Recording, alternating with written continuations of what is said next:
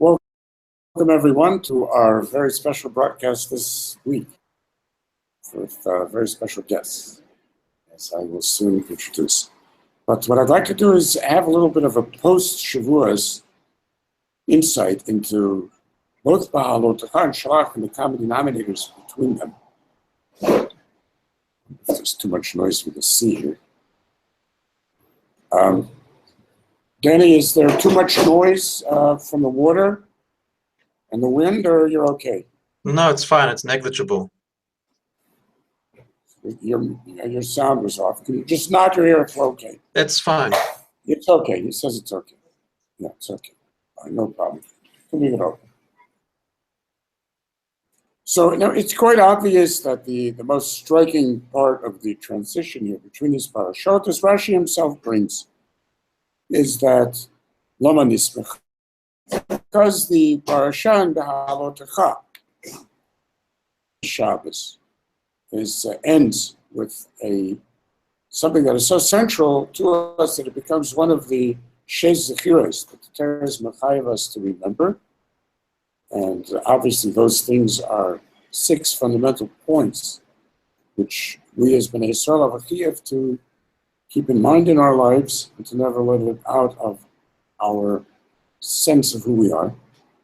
And amazingly, that was what happened with Miriam, what it was that HaKadosh Baruch Hu did to Miriam, and how that reflected on, not only on what you would think is the most important part of it, which is the way in which it defined for us the Nevi'as of Moshe Rabbeinu, and closed basically the life of Miriam, who was the actual source of the birth of Moshe Rabbeinu, not to mention the raising of Moshe Rabbeinu and the ideas that she implanted in Bit Yabat Paro, and the way that she arranged for Moshe Rabbeinu's presence within the palace of Paro, and all of that, what that meant to the Geula, and the Nevi'as that she had about the Geula.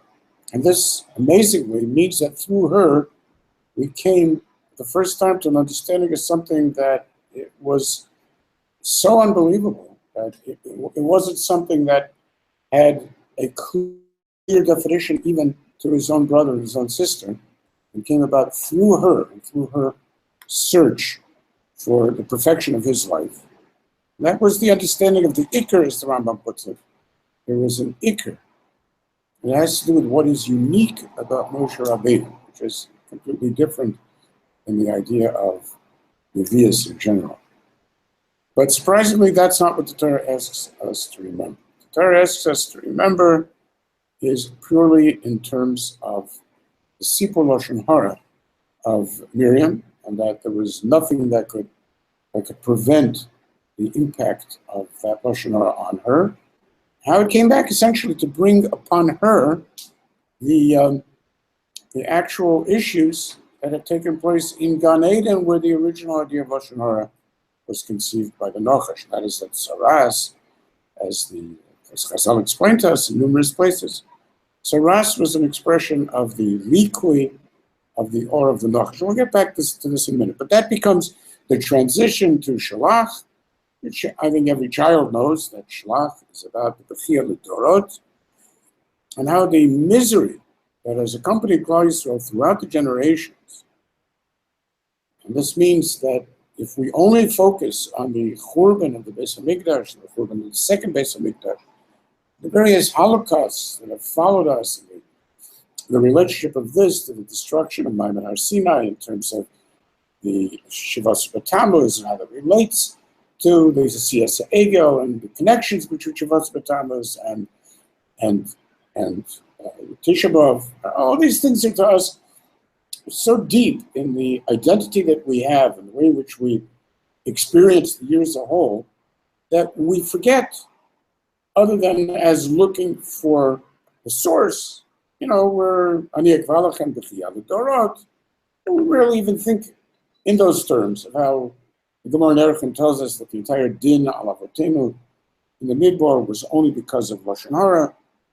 And the truth is, of course, that what we're really experiencing in all of our churbanos, in all of our misery, in all of the pogroms, in all of the Holocaust, and in every sense of what is missing in the human condition is what is missing in Klal Yisrael. What we are experiencing is what Adam Rishon experienced to the depth of his being, which resulted in his own mortality, in his own loss of Gan Eden, in his own need to work for a living. Instead of being provided for as the Bechir Hashem, which was the mocker of what an Adam was supposed to be, Kol Amal Adam Lepihu, became instead, a man gets tied down to the ground, gives the world its saddest sound, in which an Adam should be sitting around pumping gas. That is all the deepest aspect of Churban, which is how the Ayeka in Gan Eden relates itself to the Eicha of the experiences that we have on a more local level of the Churban of Beis Hamikdash and Megillas Eicha. The deepest question was that question of Ayeka, and it was all, as Chazal tell us, it was all an expression of the Nachash HaKadmoni. And what it was that Miriam experienced in her own skin was what the Nachash experienced Ki'ilu in its own snake skin, and in its loss of real connection to its skin, and the markings on its skin, and the shedding of its skin, and the coldness of its skin, and the loss of the ability to share the sensitivity that the mammal has in its skin, and at the depth of its sense of touch. And it's not surprising that this also has tremendous impact on the bris that we just concluded before Chag HaShavuot and the reconstruction of Matan Torah, as the Ramban explains to us. And in that bris, which relates so profoundly to what happens here in this parsha, is what we find is that the Nachash loses also its connection in the sense of having any personal kind of fulfillment, to the extent that, as Chazal put it, whatever the Nachash eats, it doesn't eat dirt, but Nachash Ofar Lachma means whatever it eats might as well be dirt, because it all basically tastes like dirt to it. And that is the exact opposite of the bris that we had in Bahar and Kotai, in which the Achaltem Lachbachem Lesova meant that there was a very special sense of fulfillment, connectedness to our food. And that became very central to the bris with Eretz Yisrael, to the bris with agriculture, and of course, to the essence of the reconnection to the earth, which is what is lost to us in Gan Eden. It is very much part of the Nachash experience. It's very much part of the modern experience, in which no matter how much we have, somehow it doesn't satisfy. So, we need more and get less and less the sense of intimacy and the satisfaction that comes from intimacy and the connectedness to the things that we have, which of course becomes in Esav HaRosh expressed as Yeshli Rav. That's the feeling, no matter what I have, I always need more. It's the Oiv Kesav, the Yizbak Kesav. To Yaakov Avinu is Yeshli Kol. I have a sense of complete fulfillment. There's nothing that I'm missing. Everything that I have is Shavuos, is Sova, is full. It's entirely me. It's not surprising that therefore in the same parasha, we have, as I'll point out, the amazing rejection of the man, in which the complaints about the man, the idea that you need more than the man, where the Gemara points out the beautiful, people turn their backs on the man, in which one thing can taste like anything you want it to taste. It can be the expression of your entire fantasy of what connectedness to the earth could mean, because this is what I can see as it's been fulfilling to me from the earth. Instead, wanting to connect to it in the cheapest of ways, being mechayev yourself, as we learned from Emek HaShitim, you need to go to the bathroom, the most filthy sense of Emek HaShitim.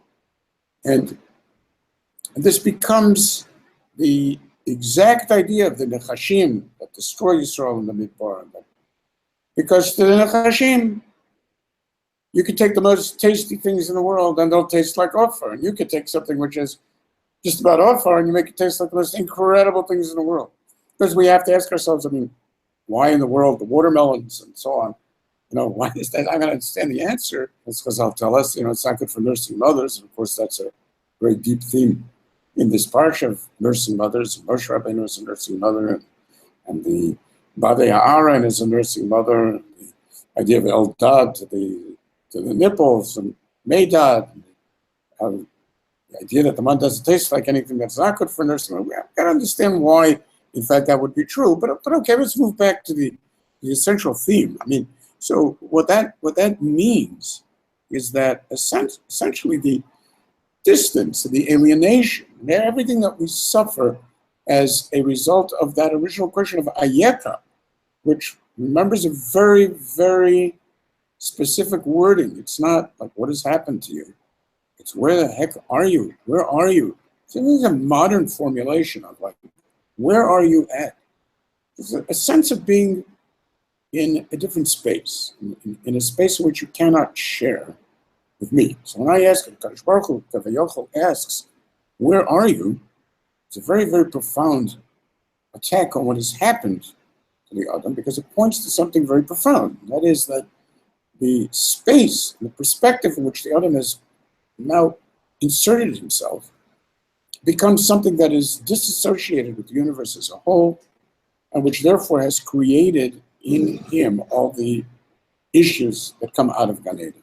Is mortality, because obviously something that is an insufficient for itself bubble in the universe cannot possibly have a kiyum, and therefore it's begun directly against mitzvahs, in his need to mechanically impact, influence, work for the very things that ought to be the source of his deepest connections to the world around him, his ingestion and his taste and his smell of that which connects him to the world around him, and has in fact taken the Nachash, which according to Chazal was meant to be a Shamash Hagadol. This was, as the Gemara puts it, or Vail Shamash Kadosh Nevar.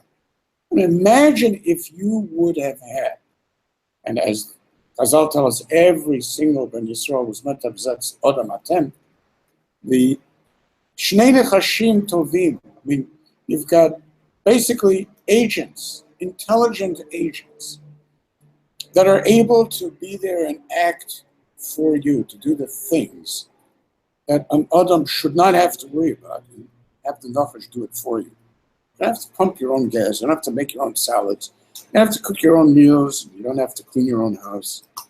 And the world is a place that ought to present itself for you. Your grass should be cut, very much the way the Anan was. Your clothes should be clean. Your clothes should be ironed. All of these things were part of the experience of Yisrael Bamidbar. The rejection of the man was a rejection of that entire experience, because that was a rejection of Moshe Rabbeinu. Becomes, of course, in this parsha, an overall challenge. The nature of Yetzias Mitzrayim, what it is that Moshe Rabbeinu has given us, and becomes, in the end, a challenge. Obviously, once it's a challenge to Yetzias Mitzrayim, it's almost obvious that it's going to be a challenge to the nature of Knisa La'aretz. And the result is next week's parsha, which we're now this transition, next week's parsha, in which we lose the Knisa La'aretz for this generation because of the inability to relate to the implications of what it is that the Nachash was meant to be. And as Chazal put it so beautifully, he who was meant to be Hashamash Hagadol has actually become the boss. Za'achrito yeh manon. The end is, he's going to be the witness against you in the way in which you used him. So the Shamash Hagadol, this of course is a reference even to intercourse itself, and to the phallic symbol of the Nachash, which is Shamash, to be Shamesh. The Shamash Hagadol becomes basically, turns us all into phallic symbols, in the sense that we're led by our Darwinian forces, we're led by Kina, Shlomo HaMelech puts it, we're led by raw sexuality instead of the incredible experiences of the human expression of love, and hopefully God has made it. And what this means is that the entire inversion of our experiences as human beings, of the human condition, has come about through this one issue, which Chazal say was defined initially by the Nochash's capability of taking the data of my aspirations and using those data as an indication that HaKadosh Baruch Hu has some kind of agenda in my aspirations, generating this distance that we have from HaKadosh Baruch Hu, from ourselves, from the earth, and from our own potential and future. Now, there's no question that Klal Yisrael finds itself in an entirely new situation today. And it's for the first time that the changes have become so profound that it's almost magical. In other words, we live in a time in which the day-to-day events of our lives, I shouldn't even say events, the day-to-day backdrop of our lives, the experiences of what it is to be, for those living in Eretz Yisrael, for those sharing in the sense of the formation, the structure, and the shape of the Beha'alotecha, is so incredible that just 60 years ago, when you take into consideration what it means, that just 60 years ago, Ben Yisrael would have expected to be dragged away and to be taken to a place where he's shot or to his gassed to death and his body burned and his bones turned into ground material and God knows what. And this is what it is, you know. It's a world of this incredible, profound evil in which the expression of the Nachash is all over the place. And that was almost the essence of the Jewish experience, in a sense, even if Chas v'Shalom, you weren't part of it. But the idea of the suffering, the long, almost endless history of one incredible evil after another, the limits that are implied by that kind of thing, became so deeply part of what it is, has been replaced by an immense awe, joy, and absolute shock at the change of what it means to be a Ben Yisrael living in Eretz Yisrael, at the changes in the presence of Klal Yisrael and B'Yamah, to the point where not only has it become intolerable, outrageous, to even hear some president or foolish dictator or leader somewhere get up and say Divrei Bela and Lashon Hara against Klal Yisrael. It's reached over the course of the past year, the past 2 years, the point where it's totally irrelevant. I mean, it's just completely absurd. And that there's the growing, unbelievable confidence of the presence of the Shekhinah amongst us, Ro'ui or not, in which the earth is being driven, obviously not the Keach, the Hanagas HaMishpat, as the Ramchal would have put it, or the Se'er Anpin, but with the Keach of the concept of Makifin, in which the way in which wheels within wheels within wheels. HaKadosh Baruch Hu's original plan for Rashis itself and the emergence of things that nobody can trace where they've come from. And then you can only look back and say, how in the world did all of this happen? What does it mean? There's a sense of the presence of Hashgacha in the lives of those who are not royal Hashgacha. I mean, nowadays it's become this religious myth that Hashgacha is personally Mashgiach, and in which Rambam explains, to be able to be on that madrega, you have to have a sharing of mind. Now it's the sharing of the state of the world that makes a person experience the most unbelievable, insane coincidences in their life, in which they could actually feel as if their entire life is being designed so that it should work out to perfection. All kinds of wild things happen. New potentials open up as long as one is in touch with those makifim. Talk about why, in fact, it doesn't work for everybody. What is the secret of this? One of the most amazing senses that we have about that approach in Gevurah is that it's not only a change in the nature of Klal Yisrael, it's a change in the nature of Yisrael as an expression of Adamatan. It's an expression, change in the human condition. Change in the human condition which obviously, as we spoke about on Shavuos, which began with the deeper explorations of the real underlying connections that we have to the universe. And on all levels of the way in which we've discovered that things work and the intense interrelationship that we have with every last step that has brought the cosmos to this place with the emergence of not only intelligence, but of human consciousness, connectedness, and so on. But also, of course, the connections that we have to all of life, and to a growing sense of potential in which the idea of humanity dealing always with limitations, which was part of the human, the most basic elements of the human condition. Always dealing with death, essentially. Always dealing with disease. Always dealing with limits. It's limits on resources, limits on opportunities, limits in terms of those who hate us and attempt to eradicate us. Limits of anti-Semitism, of where you can go, of what you can do, and so on. And that became part of the struggle of Yisrael. And of course, part of the struggle of humanity itself. Because these were the struggles with the limits that were imposed in Gan Eden as part of the kolola of the response to the very issues of the transition between these two parshas, of Balos and Shelach. Somehow or other, the limits have begun to disappear. And it's at a point in which so deeply do we sense the approach of a world without limits. It's simply because of the insane developments of technology and the dreams that nobody ever had. I mean, believe me, there wasn't a Novi on earth that ever dreamt of your being able to walk around in constant contact with anyone that you love, anyone in the presence of the earth. I mean, that's ridiculous.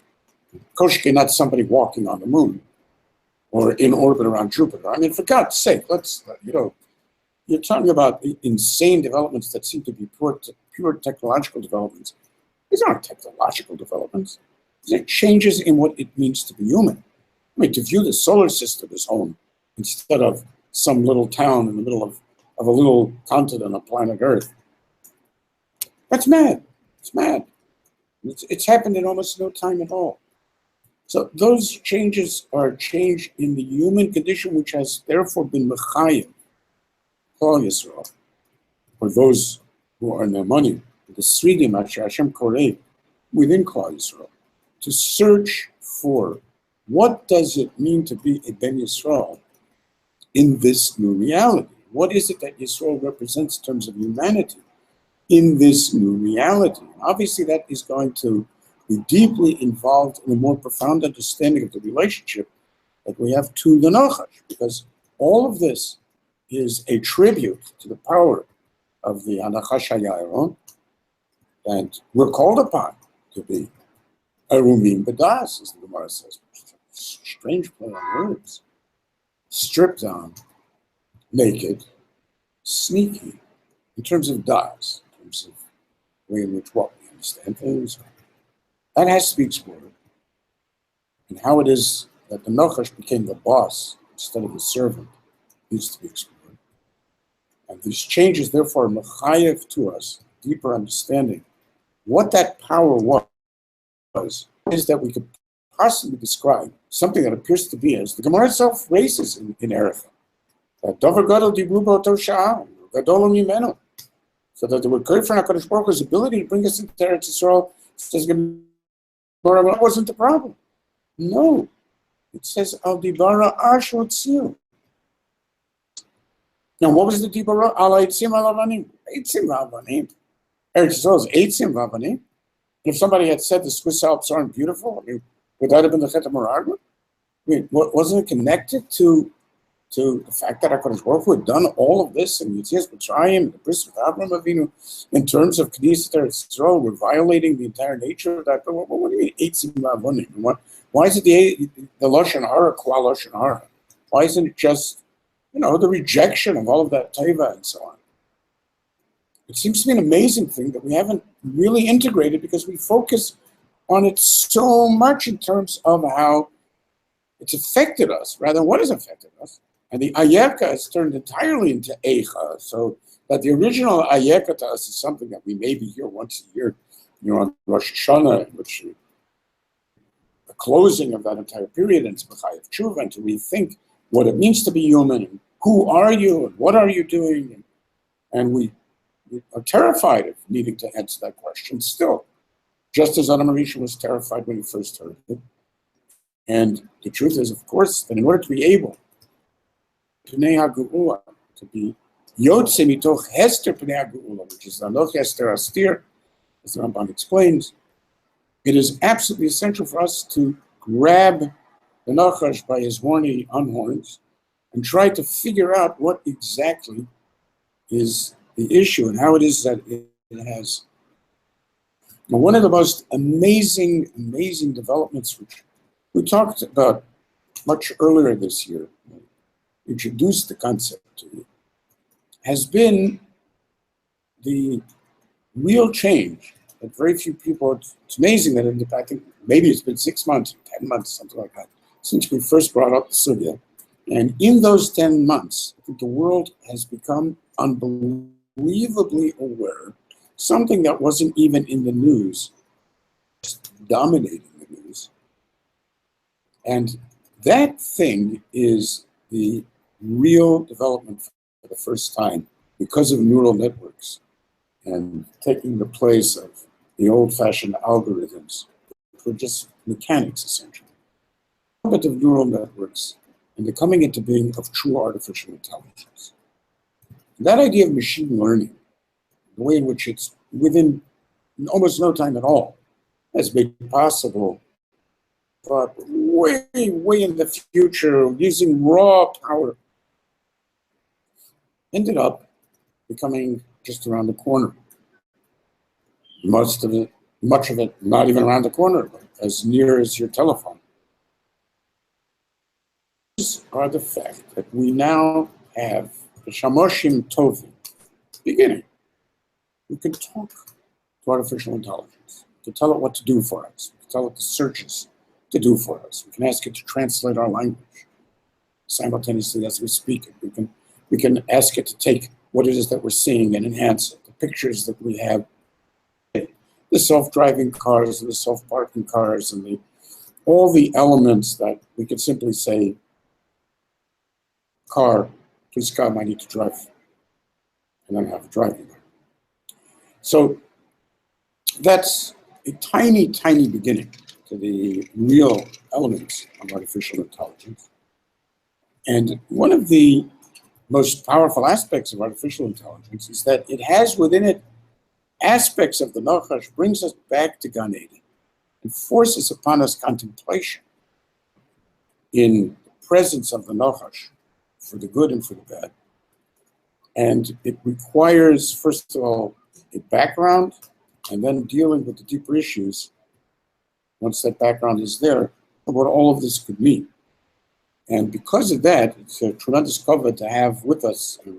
I believe I mentioned it at the time, certainly I've mentioned it since, but at the time of even the first introduction, that two very chashuva members are here often that you probably will recognize from shiurim in the past. And that is Rav Daniel Saxenberg, who is over there in the corner of the screen, looking away, he always smiles. I don't know who he is. If you can you smile? He smiled. So that's Rav Daniel, who is sitting currently in South Africa, and Lawrence Rao, who is from the earliest, greatest Chabarian, opened a company, and Rav Daniel was working on this for many years, from 2002, or correct me if I'm wrong, but maybe before that, 2002. And Baruch Hashem, this year was Zocha, the two of them opened a company called Emerge, for the obvious reason. And that company became famous internationally, and it was recognized as one of the top companies in the world in an international competition for artificial intelligence. It's currently very sought after, extremely successful in its approach to artificial intelligence. Things that Rav Daniel has been working on have turned out to be whole new gateways to working on artificial intelligence. And Lawrence is here, and we were together for Shabbos, and I thought it was a tremendous opportunity to have Lawrence in his actual physical presence, Reb Daniel later in his virtual presence. Not that to you make much difference, I suppose. But in any event, to have Lawrence please give us the requisite background and some of the implications, and then Reb Daniel to raise some of the deeper issues about what this means and what challenges it presents to us. I'm going to ask Reb Daniel, I'm going to move over. I'm going to ask Lawrence to speak to us. Thank There you. we go. Since he just finished speaking to like 1,000 people on the floor in London, so he could probably handle us. Thank you, Rebbe. So as Rebbe mentioned, we were fortunate enough to be in London for the last 4 odd months, dealing with the topic of machine learning and artificial intelligence. For those that don't know exactly what it really is about finding patterns in data, whether the patterns be visual data in the context of a self-driving car being able to identify the difference between pavement or road, whether it be finding patterns in corporate data, the likes of which we're trying to do with insurance companies and others, to make things much more efficient. You can identify which clients are going to do different things within a context of a corporate company, that's immensely efficient. And then the other place we're trying to explore is around medicine and being able to use the data to support doctors in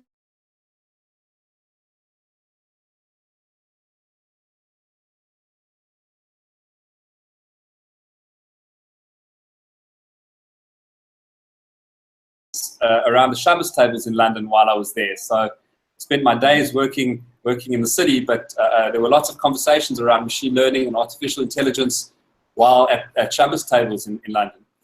And often the question was asked is, aren't these machines going to just take our jobs? Whether it be basic factory working jobs or whether it be much more sophisticated jobs. There's talk of machine learning influencing auditing and legal profession and finance. The question was always how medicine in a big way. So the question was asked, how is it that we can deal with this, because we don't really want our jobs taken. And the answer that kind of naturally came to me is an extension of what we've already been talking about tonight, and that is that we started in Gan Eden with a Nachash, and the Nachash in Gan Eden was there to do our work. It was only when Adam Rishon sinned that he ended up leaving Gan Eden, and that was when he had to start working the land. That was when he had to start embracing Beha'alotecha. And it's our view that the world's biggest problems can be solved with machine learning, and we should be embracing it. And AI can really become the opportunity for us to have an Nachash all over again. The ability for the world to emerge back to Gan Eden, when AI is the Nachash, and AI and machine learning can support us in living truly human lives, is something that's immensely exciting for us. And Danny, sorry? Let them know. The opportunity in the spaces that we see potential across almost everything, whether it be retail or finance or agriculture, or we were dabbling in a bit of agriculture at one point. Danny will give you a couple more examples now, and some of the conversations we've had around medicine in particular. But the opportunity for AI to really start becoming the Nachash in our lives and serving us rather than us having to do the daily grind is something that's immensely exciting. And eyes opened a little bit when we were talking about that in London, in the context of what we as human beings are able to truly do if we had that extra time. So I'm going to pass over to Danny to talk about a couple of examples that we've experienced, and he can kind of share some of the topics that have come up in conversations with clients and partners that we're looking for to really deliver on the opportunities that AI offer. Dan? Can you hear me? Is the audio working? Are you still muted? I'm here. Is the audio working? How's that? Can you hear me? Can you hear me? Can you hear me? Can you hear me? Is that working? Hear you. We can't hear you. We can see that you working? talking. Is that working? Should we not mute ourselves? Maybe we'll mute us. Yeah. Let's try that. Can you hear me? It seems to be picking up. How about that? Can you hear me now? Can you hear me now? Oh boy. Can you hear me? Great. Okay. So it's okay. So I'm not going to play with anything. So so basically there are a number. There are dozens of applications, but in broad terms, what you're trying to get the machines to do in terms of recognizing patterns, there are two main ways we get machines to recognize patterns. The one way is what's called supervised learning, which is basically when you ask the machine a specific question. So, for example, is this lesion cancerous? Will this person lapse? Is this guy going to default on his loan? Ask a specific question. Give the machine a bunch of worked examples and say, this is information I had about these specific cases. These are the outcomes. Can you actually tease out from this data a pattern that will predict the answer that I'm interested in? So that's called supervised learning. And obviously in that case over there, it's the user or the human in that case that specifies the desired outcome, what you're interested in. There's a second type of machine learning or pattern recognition, which is called unsupervised learning. And in those cases over there, what you do is you give the machine data and you don't ask it any specific question, but you say to it, please go find patterns for me. And it will go and find patterns. And at the end of it, it will return to you with its patterns, and it will be up to you again to decide whether these patterns are useful or valuable to you in any particular way. So what's interesting about this is that in both cases, you have the human defining the value of the pattern, whether it's in directly asking the question or whether it's in deciding on the value of the pattern once it's come back after the machine has discovered it for you. And it does phenomenally well. As far as this goes, actually, some of the applications people talk about expert emulation and all of those types of systems. We've been asked to build a lot of expert emulators. I try to decline those because why would you want to emulate a human expert when the machine could far outperform the human? And that happens a lot. And in particular, when it comes to medicine, this is something where really the machine is able to do a spectacular job just because it can consider millions of examples all together. It can consider thousands of dimensions of data all together. It can look at all the interactions of all of the variables all together. And it's not anecdotal. We always like to joke in machine learning that the plural of anecdote is not data. And when it comes to machine learning, it's able to look through all of this data and provide really, really valuable, demonstrably useful outcomes. And so in particular, when it comes to the medical field, it's quite an amazing thing because there's huge amounts of resistance when you talk to doctors because it's hard for them to give up on the fact that 20 years worth of training and their clinical gut as they describe it can be outperformed by some brand new machine learning algorithm which literally could learn in minutes, sometimes even seconds. Actually, we won in 2013 with an eye surgeon friend of mine. We won best paper at the ophthalmology conference for an algorithm that actually we trained in under a second. So for a doctor to be able to let go of this, I spent 20 years getting into this position and hand over to a really Johnny-come-lately algorithm, it's a hard thing for them to do. But there's been huge resistance as a result of it. But there have been a few doctors who have come on board and appreciate the value of what the machines are able to do. And the interesting thing about it was we're working on a project now with a hospital group on the east coast of the US. And the doctor over there is an amazing fellow. He's one of the first doctors who I can say has fully embraced what machine learning can do to the field of medicine. He really understands that this can push back the frontiers of medicine millennia in terms of the rate of current medical development. And what was interesting as we were busy talking about it is, well, why do you need a doctor then? If I've got a machine that can out-diagnose, out-prognose, out-treat any of the doctors at the moment, why do I need a doctor? And what he came to at that point in time was, well, humans prefer to deal with humans. They don't want to get feedback from an algorithm. So the doctor will be there to give the human touch, which is nice, but I'm sure, as Rebbe will discuss just now, that's really just a logistic consideration about how you deliver the information that the machine learning algorithm has come up with. Some people actually, to be honest, quite prefer dealing with the algorithm because you don't have to wait in line and all of that type of thing, and you can do it at home. But that's another story.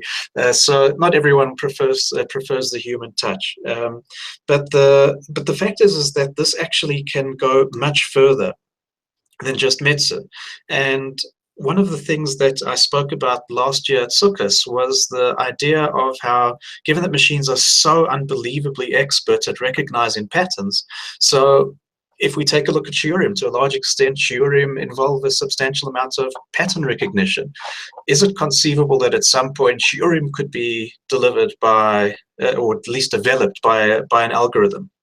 They might even be able to be delivered by an algorithm.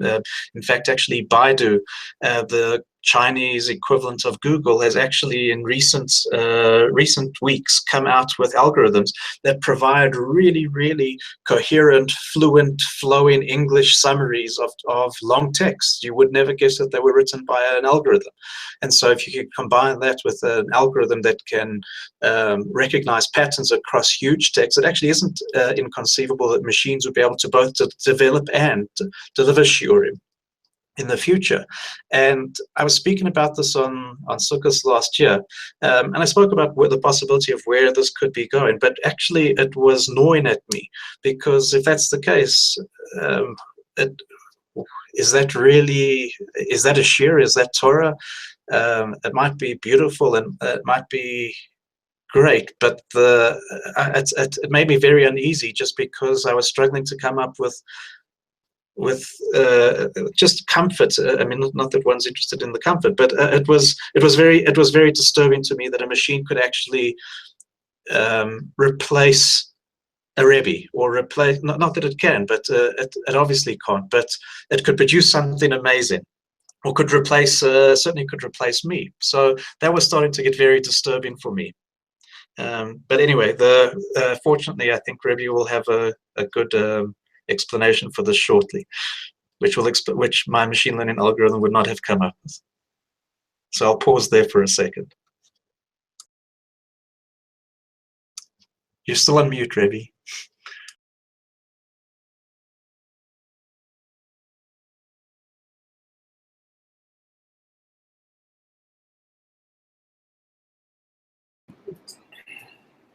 So now I'm about to be replaced.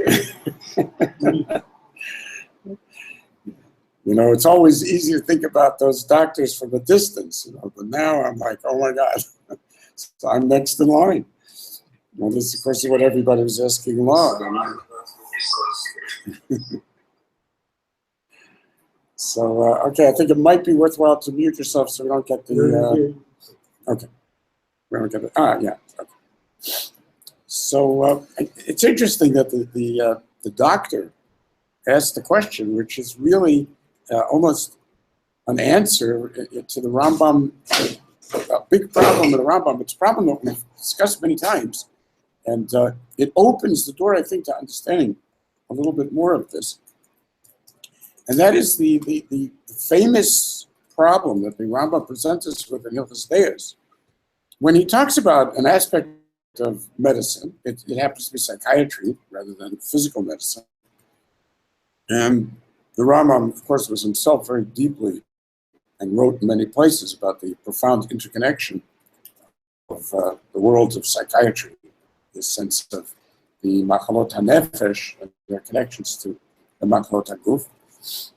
But he introduces in Hilchos Deos a concept of illness of the mind, and talks about what to do for illness of the mind. Illness of the mind, he explains as deot nifsadot, in which a person's interaction with reality, which is an expression of das, in the way in which the Rambam calls these halachas. He doesn't talk about midot, he talks about deot, which are the way in which you connect to reality. So he says, well, if you're in that kind of position, you need to go to a doctor of the nefesh. Doctor of the nefesh can only be the Talmud Chacham.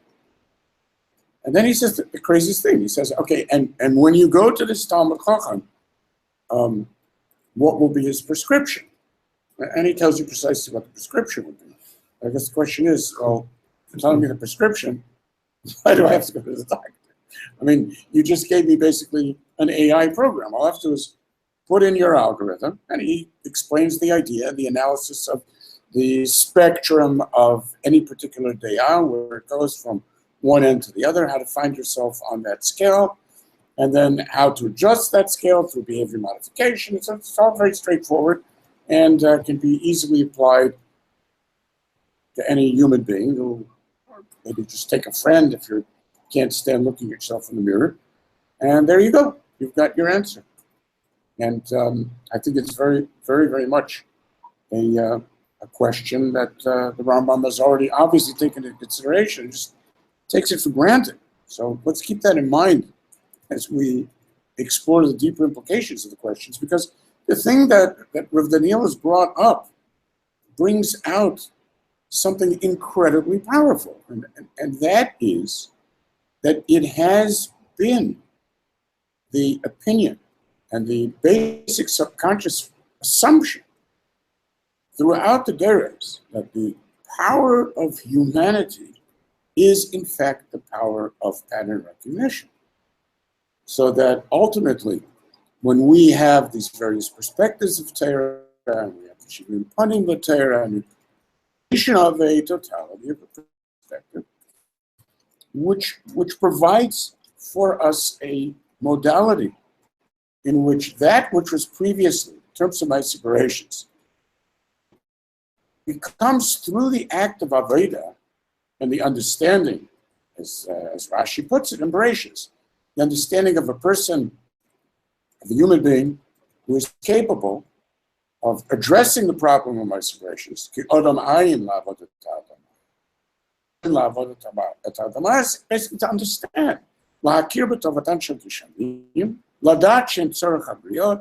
To understand the interrelationship of the things that are needed, to be able to pinpoint them, and to turn Tohu Vavo and a mist-covered planet into an area in which the involvement and concern of turning the overall homogeneous reality into something that was specific, that served a specific purpose, that was intelligently guided.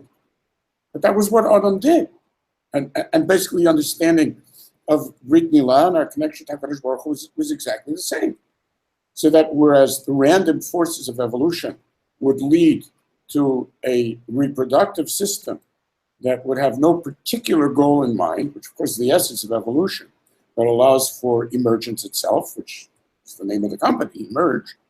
The nature of Bris Milah would be to take intelligent control of those drives and basically utilize them with a clear-cut intent and perception of what it is that needs to be achieved, and where it is that my genes should be deposited, instead of simply having this random second guessing where you have absolutely no idea what's driving you, and having to be turned on by somebody and then just giving them your genes and having no idea what's going to pop out of it. So this is the way that we understood. This was the involvement that we had in Ma'aser Bereshis, the taking the tohu and turning it into the aveda, such that the kavona, which was the intelligence, of the presence of intelligence, was the equivalent of the meleches machshavas of Ma'aser Bereshis, which became the intent of machshava for the binyan hamishkan, which of course is the essence of the beginnings of aveda, the actual building of the Mishkan and the bringing of the Karbonis and the understanding of what it means and how it is that the random patterns of evolution that brought forth these symbioses that we experience between Adam particular types of animals that we call Ema, which becomes the Adam of Ema Hashem, and the deep relationship of human understanding of what the animal needs and how it is that the development of life in symbiosis ultimately is meant to be connected to HaKadosh Baruch Hu, to be able to be creative. But what that means, really, in the deepest sense, is a profound belief the nature of Adam is to pattern recognition, in being able to take that which just seemed to accidentally emerge and to be made on the massive currents and underlying hidden agendas, expressions of some deep rotza, which of course is the expression of rashis in my separations, and expose them. And this became Torah and Chidushei Torah, an understanding of new patterns that hadn't been seen before, and the way that a halacha is completely changed by its interrelationship with every other Gemara that ever was, every other case that ever was, and every potential case, and every Yabaya, and every even the Dover Cotton, the Havayas Abaya Varava, and that somehow or other from the constant digging deeper into what the patterns are, getting a consistent vision of what a sugya means, and what would be the underlying issue that would create these patterns made, and what the Adam is made. But to suddenly find yourself in a position of dealing with AI, you must understand, I mean, we have really not even begun to experience the impact, or we've experienced some conveniences of AI, the ability to talk to Alexa, or whatever, Siri or whatever you're using, and to say turn on the lights or have the lights go on and go off at 11:30 or keep the lights on in the bedroom. I mean, these are things that are easy to purchase in Amazon or even in IKEA now. These are very simple things. Have the coffee pot ready for me and make sure that the laundry is finished at such and such time. Those are childish things. The challenges have barely begun. We're not even aware of what we are about to be up against just in the next decades, which will be the most revolutionary change in human history, without any question. All are questioning the underlying assumptions of what it means to be human, what it is that gives structure to our lives, which Moses think was our work and our discoveries and so on and so forth. To find yourself within 50 years totally and completely outclassed, you can't even begin to understand the patterns that these machines have discovered, that no doctor could ever dream of being able even to incorporate findings in his own ability to take an x-ray and to tell you that this is a cancer that will develop in such and such way over the next 5 years and so on, with anywhere even beginning to approach the accuracy and clarity of what machines are capable of doing even today. Forget about what we're talking about with the development of massive data searches and much better neural networks, particularly with the coming of quantum computing and the ability to deal with all of these things simultaneously, almost instantaneously. We are on the cusp of needing to redefine the human condition. Nothing less than that. If you think the Industrial Revolution was a change, and you think the computer was a change, then man, you've got big surprises coming, because you haven't seen anything yet. The disruptions that will be caused by this, the psychological and other pains that will be caused by this, have not been equal in all of history. And of course, at the same time, the potential of dealing with them is also greater than any time in history. But that dealing with implies massive, fundamental, paradigmatic change. And never before has humanity been faced with the need to make that change as rapidly. And the only thing that comes close to it in terms of the experience of Israel was the emergence from the Holocaust into the building of Eretz Yisrael, and the need for the adjustment, which had time over 50 years to emerge, and in its power of emergence shocks us until today. And that's only the small beginning. So what we're talking about basically is a need to redefine. So if this is the case, then what exactly are we supposed to be doing? And that's very much the doctor's question. I mean, I thought that my job was, detecting cancer, talking to the patient, telling the patient the prognosis, and then choosing the protocol that would be most effective in dealing with this cancer, and adjusting it as time goes on. And that's my expertise. The past 30, 40 years is everything I've studied. And the fact that all that this doctor could come up with is that people prefer dealing with a human being rather than a machine. And that, well, maybe I should get a better bedside manner, so that now he recognizes that all that he is a public relations man for a robot. So it's a little bit sad. It's obviously missing a fundamental component, which the Rambam is taken for granted in Ilchos Deis, and which Allah is kind of the comma. We're losing in an understanding of what it is the human condition really is about, and therefore, this is the most important part, and therefore, how it is that we need to redefine what it is the Mesilas Yesharim opens with, which is the fact that Yesod HaChasidus v'Sharash HaAvoda Tmimahu sheyitbarer v'yitanetz etzel Adam ma chovato b'olamo u'lama tzarich sheyasim mabato megamato b'chol asher hu amel kol yemei chayav. What are you trying to do? If you can't answer that question, you have no idea what your goals are, you have a mistaken vision of what it is to do Aveda, what it is that human beings are about, that means that everything that you will do in your life, from A to Z, in this world and in the next, are all wrong. They cannot get you to where it is that you're meant to be going.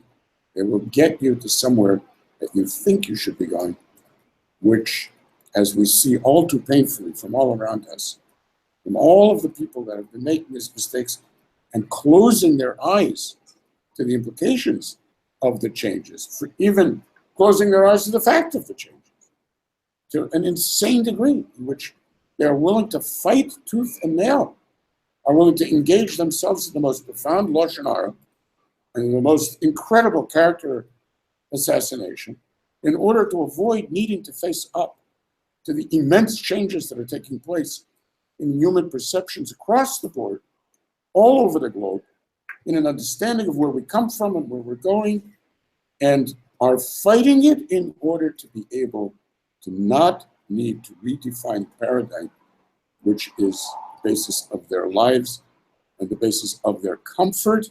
And of course, that too is all about Beha'alotecha. Beha'alotecha is a parsha about comfort, and literally anal comfort.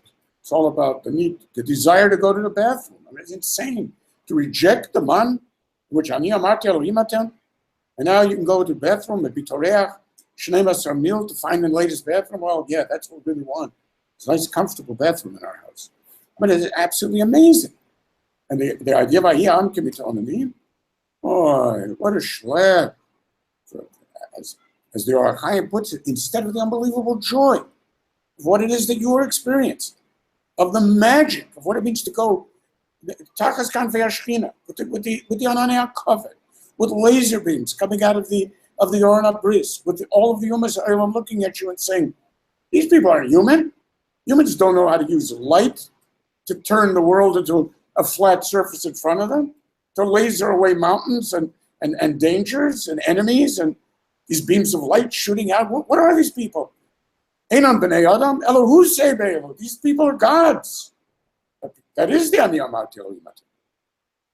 Incredibly to reject all of that for the control in which the Torah makes such fun of him, that it is literally a child who refuses to let go of Torah training. I mean, it's just, this is the level of Klal Yisrael. Not only beginning, and that's of course the Shnei Yunim HaFuchim, not only of the kitinok, the childishness of being boreach libeit hasefer, running away from our Sinai, Mihara Hashem, the minute that school is out, but then actually pursuing the point of view of an absurd American teenager who has nothing on their mind except the silliness of their relationships, comforts, showers, designer clothing, and pizza pies. It's simply not to be believed.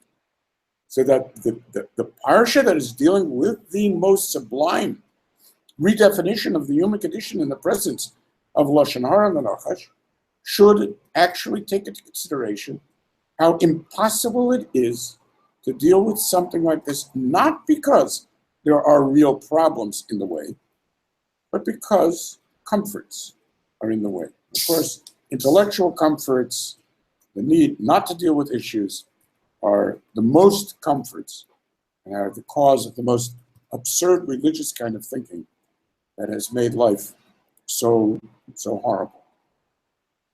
So what then, if it isn't that we're going to replace this doctor or just have the doctor act as the kind, warm touch of really an android that's only 30 years further away, you know, nice, sweet girl, touches you and comforts you. By the way, these machines are out there already in hospice situations, robots that massage the patients, stroke their hands, make them feel good. And believe it or not, patients are very happy with them, you know. They're robots, they say kind, comforting things, and they stroke your hands as you're dying. And it's a hell of a lot better than dying alone, apparently. And I mean, just imagine when these things are indistinguishable from a human nurse. I mean, most human nurses today are like robots anyway, so it's just a question of having a little bit better skin texture. You know? So there's got to be better answers than that. And of course, that's what the Rambam is saying. Of course, there's better answers. Because the function of the Rofei Nefashot, let's think about what that function is the function to provide you with the results of an algorithm that then you can apply to yourself. Or is the function of that doctor, and we'll see how this applies to any doctor, I think it's an oncologist, is the function of that doctor to provide you the context for the application of that algorithm. Because what you need to know is that the behavior modification that the Rambam speaks of, in order for it to be something other than a mechanical way in which you can train yourself to different habits, what's the meaning of having different habits if you're basically a machine, mechanically oriented in your relationships to all things? Remember that if you're not a machine, if that habit that you've changed is something that reflects on your perception of what it means to be you, how it is that you live, even if it's something as simple as how is it that you relate to food? How is it that you eat? Sure, you can change your weight by following a diet, but the difference between that and the mechanical demand of yourself that you will not allow yourself to eat carbs or whatever, and the change in the perception of your relationship to reality, to life as a whole, to what food is, to what it feels like to process food, to connect to food. It's for a human being to be able to be in charge of his own life, where he wants to go, what he should look like, what his weight is, and how it is that he connects to everyone around him because of the differences in his weight, overweight, or he wants to look sexier, but because he feels more himself. Isn't that unbelievably different? I mean, that's almost childishly simple. Everybody knows that. I mean, you will barely be successful in just changing some mechanical element. So if somebody's going to give you a diet, they're going to give you the science behind the diet. They're going to tell you how that diet's going to weigh the changes that you're going to feel about yourself in general, how you're going to feel more part of life, and so on and so forth. And that, if it's just extended mechanics, the difference that it makes to your being able to actualize diet, live that diet, and have that diet make a difference not only on your weight, but on your entire psyche and the way you relate to other people and the way you see yourself. It's going to make all the difference in the world. Now, al-achas kama v'kama, if you're the Rofei Nefashot, what you're really doing by providing insight into the changes that are necessary and what the problems are is a new opportunity to experience yourself within creation, which is why it's about Deot. Deot are about the way that I experience connections. That's what Deot means. And if that's the case, then if I can understand, oh my God, what this means is that like everything is completely screwy. I mean, I ought to be experiencing as happy as being threatening.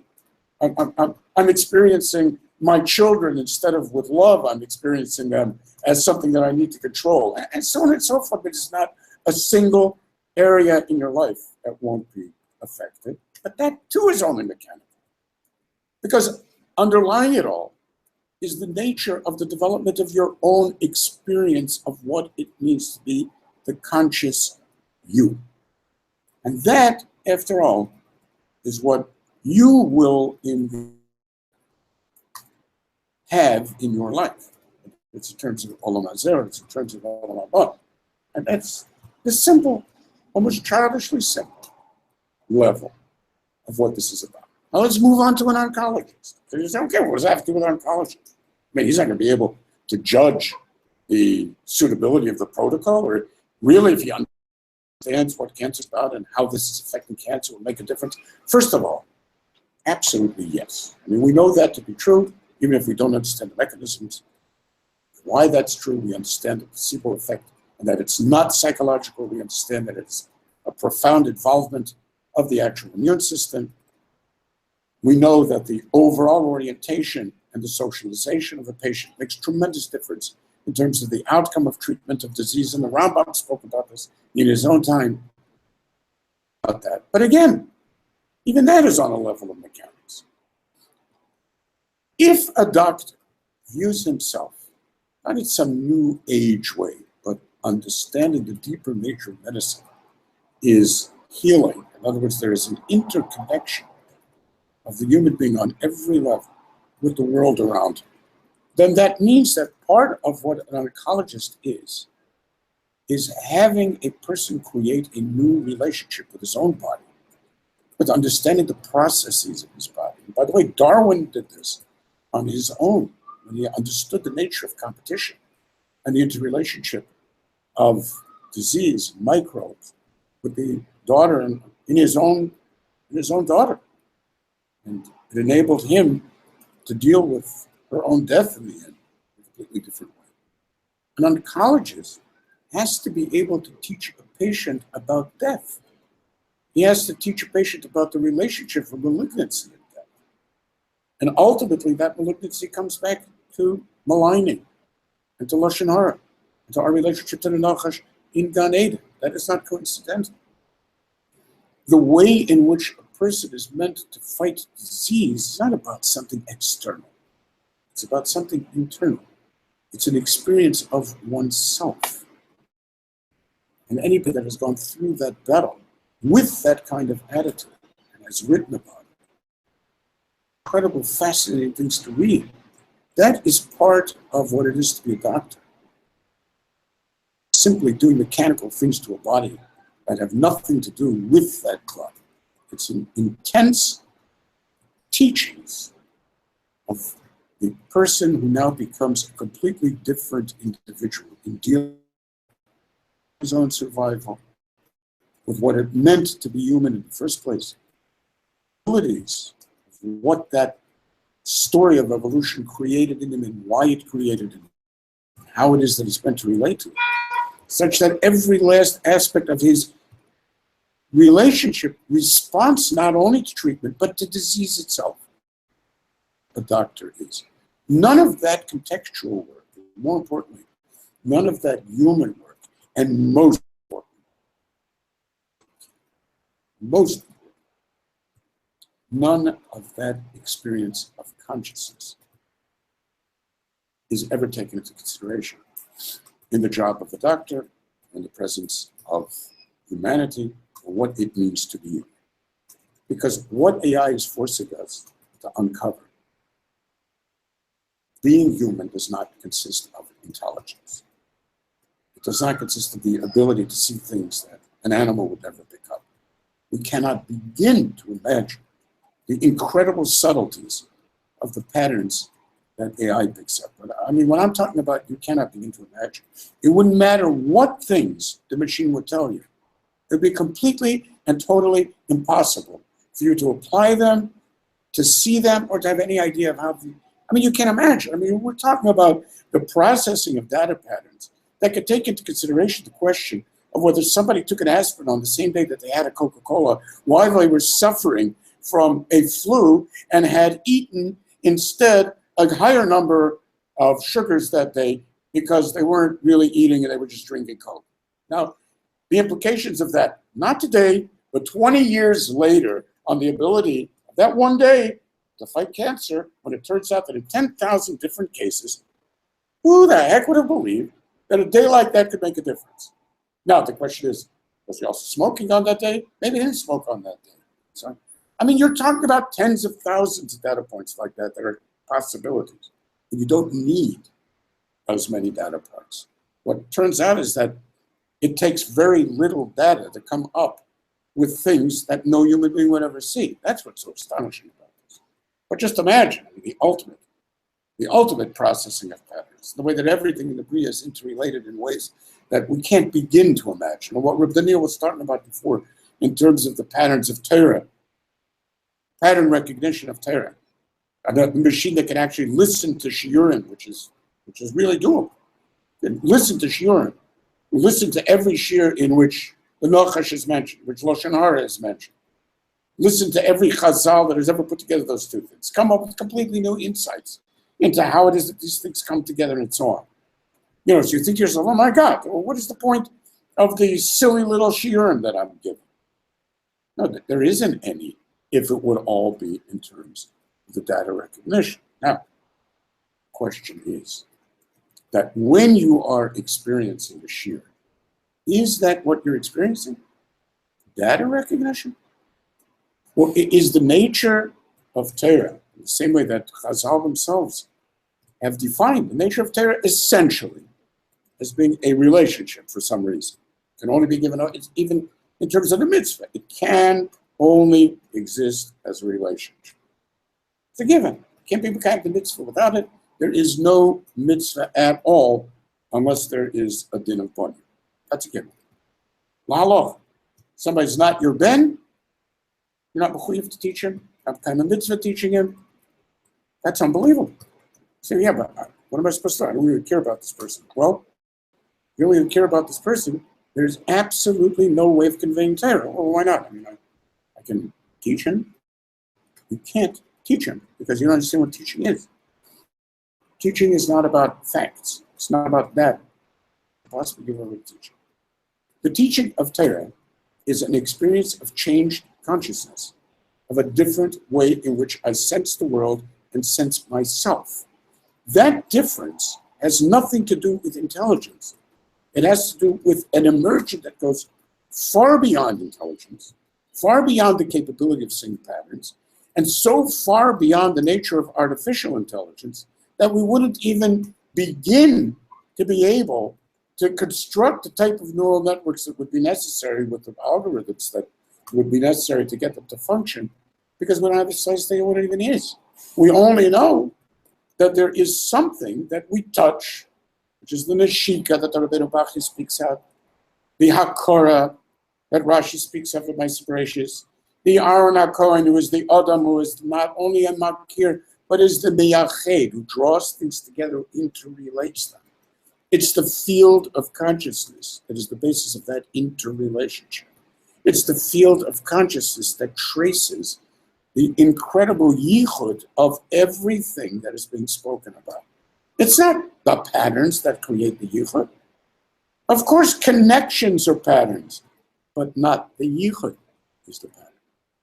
The result of all of these patterns is the requirement of a higher order of experience, which is the reason for the Brias HaAdam, which is the, as the Chizkuni says, is the Vayipar Ba'apav, that's the Nishmat Ruach Chaim that is given to the Adam. It's something which is not part of the earth. It's the idea that gives us the potential for Ruach HaKodesh. It's the additional, Rabbi Rebbe mentions even over here, it's that additional sense of the experience which becomes the joy of the mitzvah. It's the avodah la avodah. It's like questioning, so what's the usefulness of playing music in doing the avodah? What's the usefulness? Well, as the Rabbi Bachya there too explains, it's greater than the avodah itself. Well, what's the importance of, you're happy doing mitzvah, you're not happy doing it? No. As the Rambam says, avodah gdolah, that's the essence of the avodah. More than the mitzvah itself is the experience of the mitzvah. What is that experience? It's just a new consciousness of how that mitzvah is an attachment of the nature of reality in your experience of life and what it means to be a nivra in this cosmos that has connection to these activities on some particular planet is just the most mind-boggling thing, which restores to my Bereshis its connectedness. There's a singularity of the pure awareness of being, which is shared with all being. That becomes the Rashis. That becomes the Yisrael. And that becomes the ultimate Simcha itself, which is what it is that initial Hakara, as you can see, that's what Sukkot is about. The original Hakara of Adam Arishon, to be Mispalel and the Geshomim, to take the water, to pour it out of the Mizbeach, to go back to the home. That's crazy. It's only crazy because we don't take seriously the ideas that we spoke about on Shavuos, and that is that space is not empty.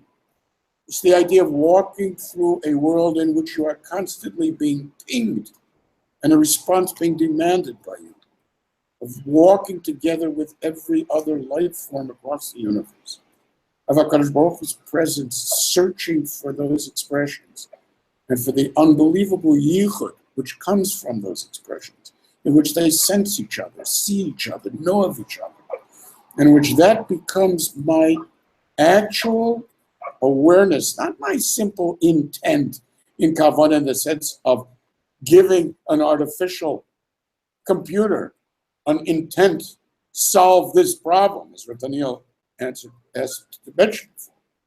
Solve this problem. That's not what it's about. It's not about solve this problem. It's about taking this moment and taking this awareness and making it part of what now makes my Bereshis itself, to know itself, to turn back on itself, to become itself.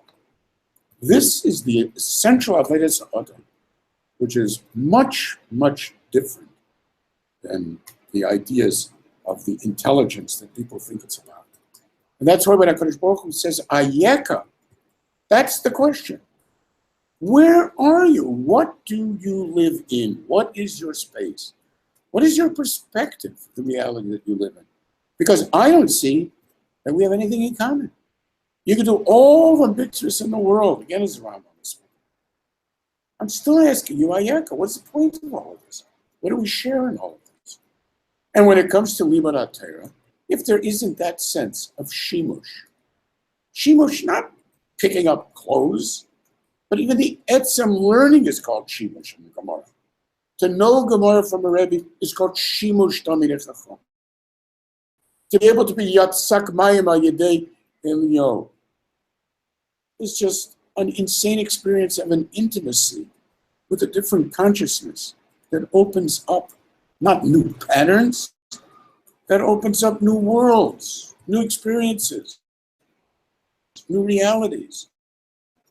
Avi, Rechav, Yisrael, Ufarashav, where am I going without you? Because you've left the world, I feel like I'm in a different world. How can I catch up? How can I be with you? That idea is applied to every last aspect, being with HaKadosh Baruch Hu on that level. Those are the senses that we have of infinite possibilities, of linkage beyond limits, of what it is that has changed without our even recognizing. That for the first time we can understand the Hillel HaZaken's answer to the Ger as being absolutely serious, as we spoke about on Shavuos. You want to know what Kol HaTorah Kula is? Not how to get to Kol HaTorah Kula. Teach you Kol HaTorah Kula? You need to learn Reus. That's what you need to learn. That's it. That's it. That's everything. The rest is commentary.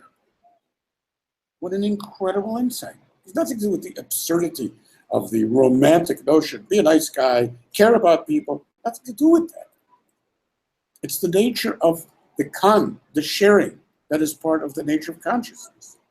The deeper reus, as the Mishnah puts it, the learning to love every last aspect in the world. So ultimately, you want to talk about, would it have made a difference? Talking about Eitz and Vavanim? Of course it's about Eitz and Vavanim. If you can't love the earth that HaKadosh Baruch Hu loves, if you can't understand what that gift means, if you don't recognize your linkage and the experiences of your life, the makor of your nefesh and your neshama, in the realities of the topography of Eretz Yisrael, so then you're a soneh. You hate me. You hate everything. When we work mechanically, that's called Kabbalistically doing the work of the nachash. It isn't only pumping gas, it's learning Torah, says the Zohar. The result has become we learn Torah the way we pump gas. There's an incredible understanding of the Avodas Perach in Mitzrayim, the Levinim, the Avodah Kasha, which becomes, says the Zohar, yeah, Avodah Kasha, that's asking kashas, you know? B'chomer of Levinim, that's kal v'chomer, yeah. You think that's what learning is about? But you need to force yourself into something that you should be seeing and experiencing in the depth of your being, to have to turn it into machine language of, well, this is more common than that. And that's, so now the result should be that we have an algorithm that's, come on, man. And it analyzes every last word of that pasuk to be the derech which we learn Torah. Because even that becomes the Avodas HaNachal. What is it to learn Torah as a machine? This is why we call it a davar katan, essentially. And why it is that we understand that a davar gadol is what we're being called upon, means to experience everything as if it has some aspect of a change in who we are. When we begin to understand that Gemara, with its full humor, but the way that the Gemara wants to share with us, come sit with me. Know me as the person and the consciousness that I have. Understand how strange I am, weirdo I am. The dirty language that I use when I curse out the other people that they medrash. Learn how I kick my friends under the table, stand there tired. All of these in the Gemara. Learn what it's like to have a big fat stomach like Shelach should say, I don't need any pillows. My stomach's good enough pillow for me. Insane words at the yeshiva book. What is the Gemara for? What are we supposed to learn from this? Of course. That's exactly what artificial intelligence would ask. We're supposed to learn from this. What is the pattern of having fat stomachs and leaning on them? Papa talking about himself as the fattest stomach of all. And I mean, it's like, what in the world is going on? The hilarious discussions of, you see my wife, she's twice as fat as me. Well, you obviously don't have your own kids. You know, we can get it together. I mean, these are Gemaras, you understand, right? So, and it's totally confusing to people who don't understand that the Gemara most incredible humor because of its most incredible sharing of the human condition at every possible level. Every svara is a new expression of the human condition, not a new pattern. That's its smallest element, is its pattern. It's a new act of love. This is the Zohar's of what Chidushei Torah are all about. So that sense that we have, that developing reality. Zohar says new neshamas, not just recycled neshamas. And that's exactly what we experience in the horror of those who do not make this change. Every Dvar Torah is recycled. Every insight is recycled. Every response to every situation is recycled. And it's consciously recycled. But this is the way it was done. So can we just recycle that? I've heard this 10 million times. Well, maybe the 10 millionth and first time you'll finally really understand the depth of our third grade level chidushim, that you just sit there aghast that this is what the rabbi is going to speak about in shul, in which you knew in advance 6 months before. I'll bet you'll speak about this. I mean, it's simply insane. So how in the world can I have a recycled Torah? How does that not strike people as being mad?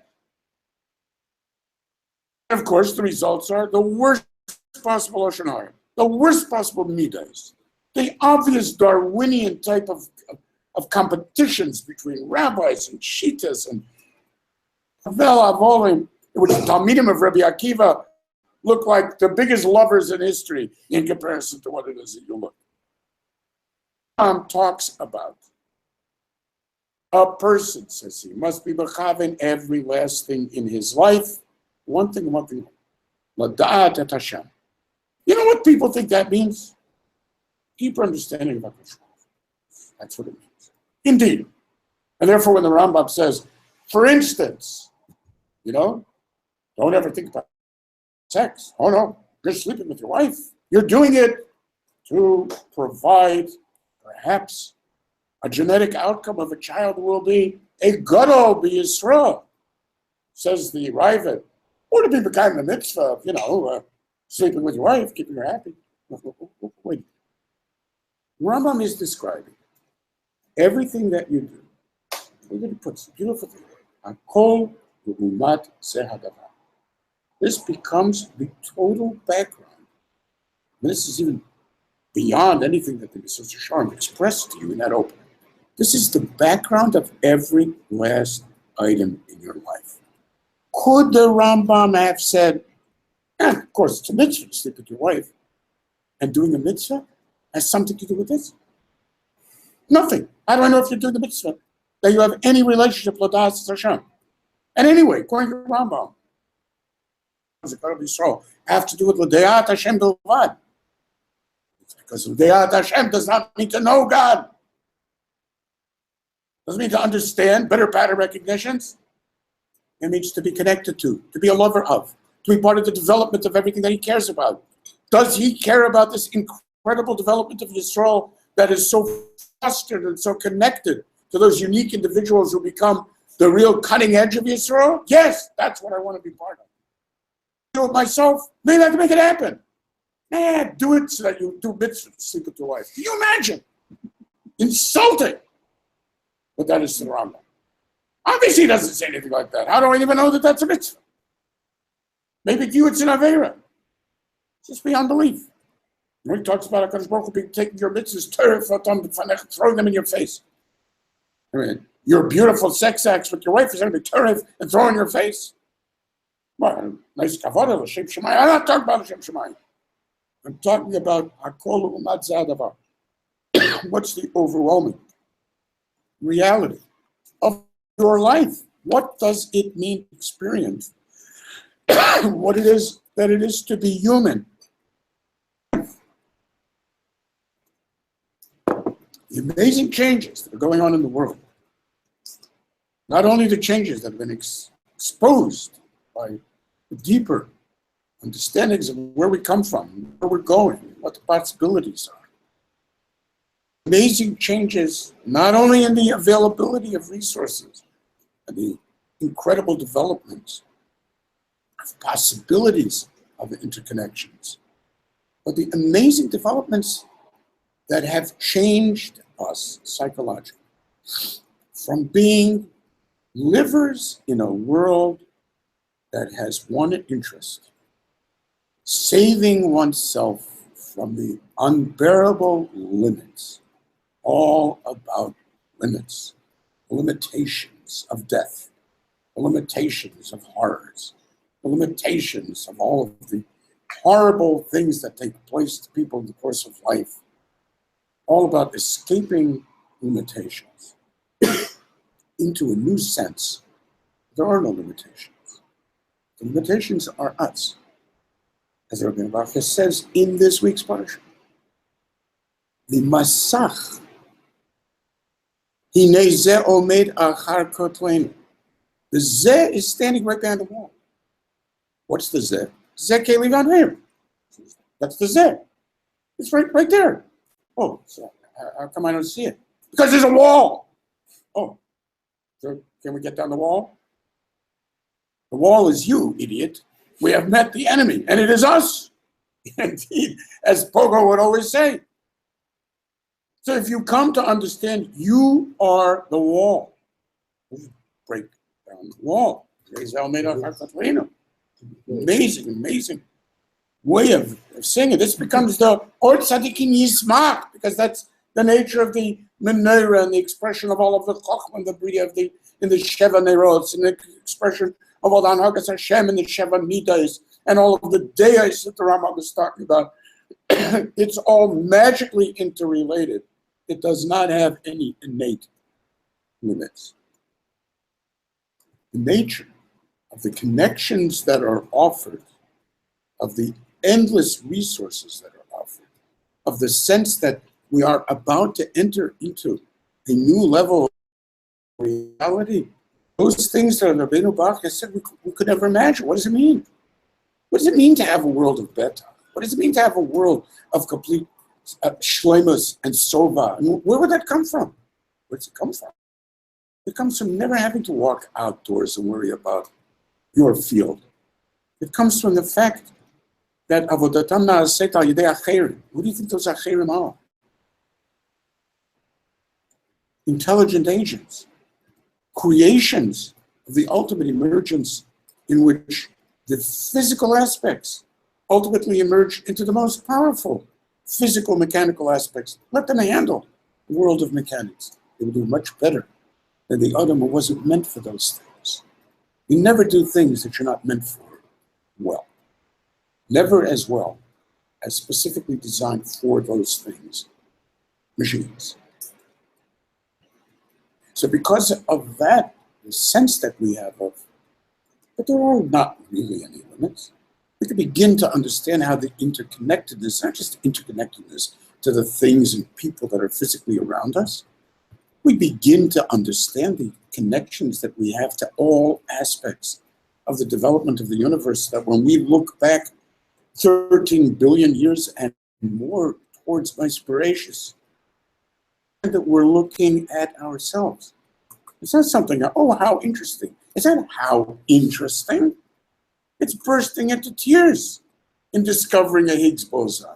There's statistical variations. Yes, crying at the conference of that moment of that exposure. It's the recognition that this is me. It's not some kind of theory. It means a completely different sense of what the universe that I am in is, and therefore experiencing my connectedness all the way back to that instant and everything that came from that instant. Those are connections that we see as Dumbledore sees. You know, death is the next great adventure. Nothing is ever lost. Nothing is ever disconnected. There's simply new levels of reality in which the connections are so profound that in the Gemara these things are taken for granted among some of the greatest of the Tanoim. There are no end to connections other than the end that people impose upon them. And all of these massive, massive changes, as the Zohar says, are changes in the nature of the people that are appearing in the world. No more recycled neshamas. The new unbelievable connections, the new human connections, means new Yisrael connections, because the odamata, the lack of patience for limits, the understanding for the first time that deis means the deepest connectedness. Taking a look at this, the Rambam brings the pasuk of the Oretz Milei De'ah, Mayim Layam Mechasim, and Mayim Layam Mechasim is always Bina, is Remez in Yam. That's Chamishim, which is Yam. But the fact that all of the possible interconnections, which is the nature of Bina, all possible solutions, which is the word that we use, from being immersed in water, all of this is part of the idea of space not being empty. And what it means is that the new understanding, what it would mean to be a Ben Yisrael, and what would the Aveda be of that Ben Yisrael? Can you imagine, if you take this and insert it into take this and insert it into. So imagine a world, yes, you're beset by problems, right? So imagine a world in which every response, every statement, every davening, every mitzvah, every concern, and everything that you imagine, think, do, say, has in it the sense of this can be a moment of profound connection. All I need to do is understand how to connect and in what fashion this can be a connector rather than a destroyer. Because that's the Nachash. The Nachash is not simply the matter of being able to ascertain connections. It's the desire to make those recognitions a mode of control, to deconstruct, so that there should be nothing there but the patterns. And those patterns are totally amoral. You can do what you want with them. That was the whole idea of Bilam, the power of Bilam, the Krat Nechashim. The ability to say, look, these are, you define it the way you want, the ultimate postmodernism. These are the patterns, you do what you want with them. As what Daniel was talking about. You show me the patterns, machine. I'll decide what to do. That I'll decide what to do is the most profound manipulation, can be, if I specifically go out of my way to deconstruct. Why take seriously in all of these patterns the one thing that the pattern can't pick up? Your intent, your love, your concern. Why? It can only pick up what? That input of the main thing that's missing to the Nachash. Because I have no idea. Because I don't share that with you. Because I see your love as being nothing but movements of genitals against each other. I know what you're talking about when you talk about love. I see your mitzvah as nothing but using a knife across the neck of an animal. That's sick. And so on and so forth. I know what you're talking about. Mitzvah, kavana, ava, simcha, doesn't show up in any of the data points. I know what it is. It isn't, as far as I'm concerned. It isn't. As a matter of fact, I'm deeply threatened by the fact that somebody should suggest that in any way it could be more important than my data points.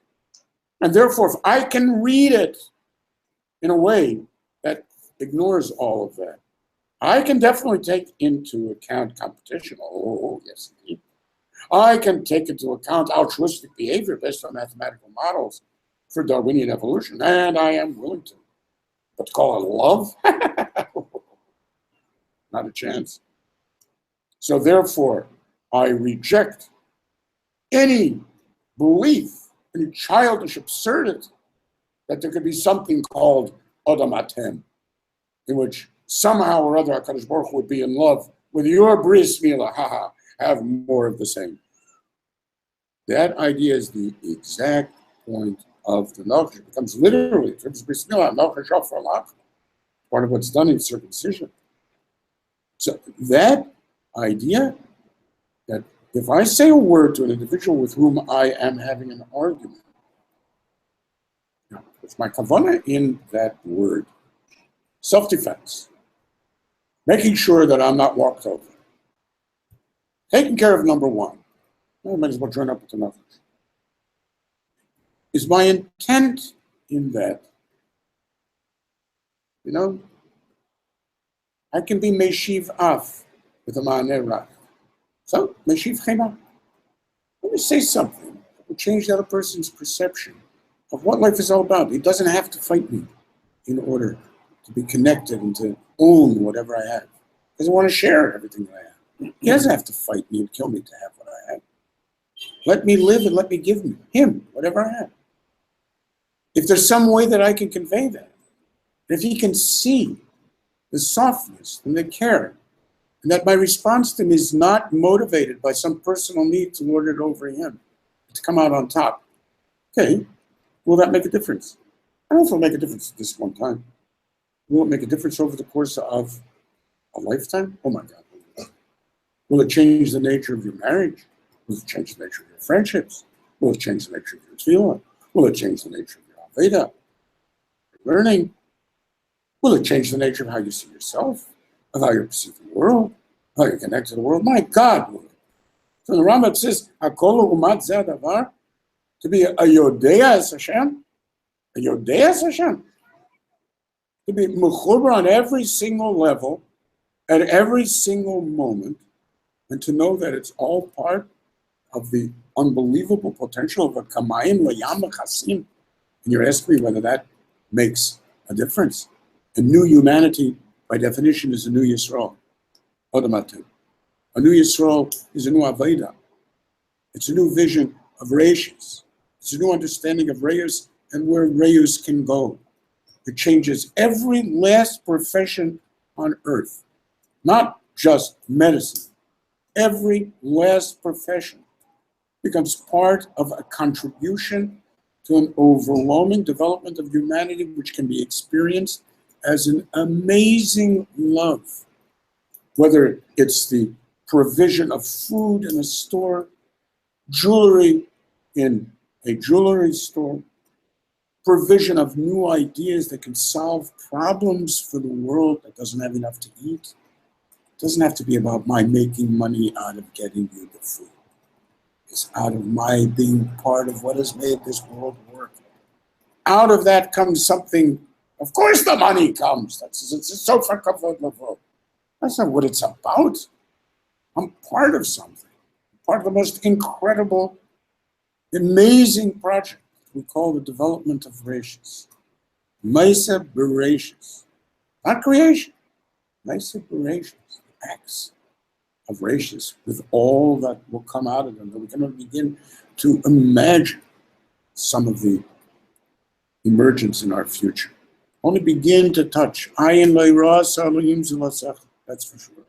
You're telling me there's some aspect of human behavior that you yourself have not seen personally that it would have made of dealing with a person in that line of work that would have related to his work and to you through how kol umat zadavar.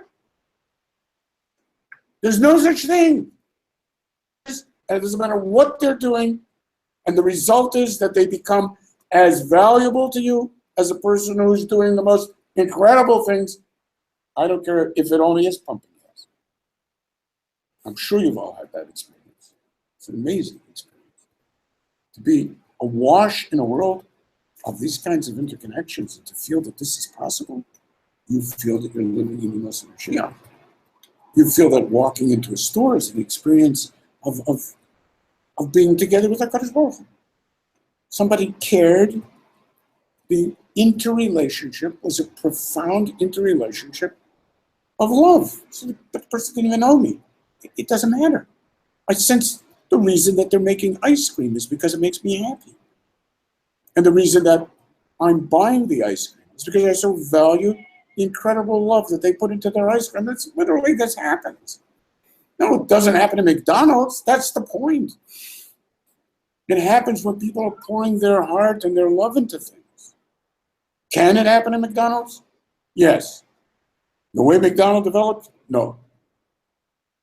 As a competitive, taking over the world real estate machine? No. But could it be different? Of course. Would it lead to a completely different experience walking through Starbucks that cared about coffee? Yes. And when Starbucks fails, totally fails, has to close up 65 out of 85 new Starbucks that are opened up in Australia. There's only one reason why it failed. It failed because it was not an organic part of Australia. You didn't walk in there and have, good morning, mate, I'd love to make you a delicious coffee. It wasn't there. It was just about an American vision of Starbucks. Who the heck cares about your Starbucks? It isn't even good coffee. So, I mean, obviously something like that is not going to succeed. You're telling me it doesn't make a difference to business vision? Hakol u'umat zeh hadavar. So that we are beginning a new world. If we don't understand that new world, then we don't have a chance at learning to live as Bnei Yisrael are meant to live, and we will continue to recycle the nonsense that we've been recycling, the comforts that we've been recycling, the comfort food in terms of our minds that we've been recycling, which is embarrassing. It's emptiness, and it's distance from HaKadosh Baruch Hu, and it's pretense at doing mitzvahs, it's pretense at caring about Torah, it's pretense at saying Chiddushim, empty, empty, empty. It shouts out to us with its futility and its emptiness until you feel the shouts are coming, Oilam Labriyes, Mi'al Banai Shel Torah. Now I want to call on Lawrence once again to maybe put together some of these issues, show how they're nogea, and then to ask with Daniel if he could maybe sum up how some of this could be halacha l'maisa in terms of the ideas of artificial intelligence and what all of this could mean. So I just want to tell a story about how this unfolded for us yesterday. Rebbe and I were busy talking about these ideas, and there was a young 9-year-old boy who was sitting with us. And Rebbe said to him, do you realize that you're a vector towards the future? Do you realize that you can be the person that can go into the future and share these ideas with the next generation? And his eyes lit up, and he just, there was a smile across his face, and he said, wow, that's cool. And we just, there was an energy in the room. And then Rebbe said to him, so tell me, how does it feel to truly be loved? And his answer was, like I'm no longer trapped, no longer limitations, no longer the restrictions that are in our world. And he was just open and connected. And he understood completely what it meant to be loved and what it means to have that moment of connection that we were just talking about now. And my mouth dropped open. And it just, there was the new neshamot that Rebbe was talking about. It was just absolutely electric. That moment of real connection and the understanding that was there. It just summed up the whole shir for us. It was no longer about AI and patterns. It was about connection and love. And his eyes just were electric. So I have a vision of that moment as we finish the shir tonight, and the ideas that have come through my Shabbos with Rebbe and with Moshe. And it's just been a very special time for me to really connect to that. After 4 months of focusing on AI in London, I can spend some real quality time about connection and love in Eretz Yisrael here in Netanya. So I want to thank you, Rebbe. That's been wonderful. I'm so happy you were able to do it. And now we'll ask Rabbi Daniel if he could basically sum up. First, he'll have to unmute himself. How's that? Can you hear me? Can you hear me? How's that? Can you hear me? Hello, hello, hello. Oh no. Can you hear me? Yeah, great. Okay, cool. So there are a few things that came up. Just before I forget, the one thing, just before I get to the summing up, you reminded me of when Lawrence and I were in London. The coffee was terrible most of the time, but there was one place where we went. Lawrence and I stopped for a cup of coffee, and what struck me about this was a delicious cup of coffee, but the place actually had branded over the teller for lovers of coffee only. That's how they branded this coffee shop, and you could tell the difference. It was a place for only people who loved coffee. And so it really is exactly the type of thing that Rebbe was talking about over there. But the one thing over here is, Rebbe and I were discussing earlier about how people have unfortunately, when they ask the types of questions, like the doctor says, well, what will I do now if a machine can actually do what I do better? The only reason a machine could do what they were doing better was because they were actually functioning like nechashim. They weren't functioning like the rofim. So a machine can take the role of a nachash and it will replace a person who behaves like a nachash. But it won't take the place of a person who is a real rofe or a real rebbe or a real any person. It will never take his place. And the tragedy of it that you have today is that people actually live their jobs and assume the personas of the profession. These professions being almost entirely defined in terms of mechanics and being nechashim. And that's to a large extent what you find in business schools. They train people to be the perfect nachash or the ultimate nachash. And the better the nachash, the better the business school. And unfortunately, I think a lot of that's in, as Rebbe mentioned, in the yeshivas also. People have exactly that same approach to Torah, where they have a nachash approach to Torah.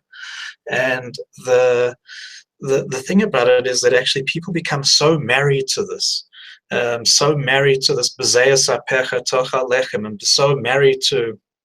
living like a nachash, that actually it becomes a new cage for which people are prepared to fight and die. They become so married to this cage.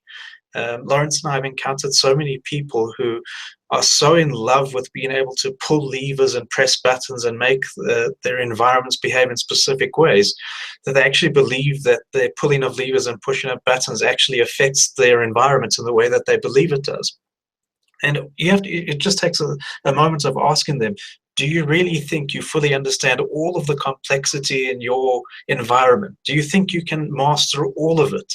And the people who are honest will surrender to that, but so many people will not surrender to that. We've even coined a term for them called E-knows, because you can say about them that E knows everything. Biggest resistance to machine learning are the people who still believe that they can out-nachash any system that comes their way. And they will fight to maintain it. And I was speaking at a banking conference actually about using machine learning for banking, and I came and I spoke to them and I said, really, your environment is so complex, you have no chance ever of being able to fathom what's happening in your environment. And you just need to be able to surrender to the complexity. The moment you surrender to the complexity, you can move on, and now we can talk about how we deal with it. But so long as you still think that you can pull the levers and press all the buttons, you have no chance. You really, really have no chance. And the one lady said, you've just said the opposite of every other speaker that's spoken to us over the course of these 2 days. So I said, probably, but that really is the way it is. And they don't even have an idea of how far this is going. The idea of, when we talk about surrendering, so we code up these algorithms, we give the machine rules on how to learn, but we actually don't know what the machine has learned in the end. And that itself is shocking to a lot of people. What people don't realize that we're already moving to a level of meta AI, where I'm giving the machine rules on how to develop other rules to develop algorithms. I don't even want to spend time developing the machine learning algorithms. I'd rather have a machine develop those algorithms for me, which will then be deployed.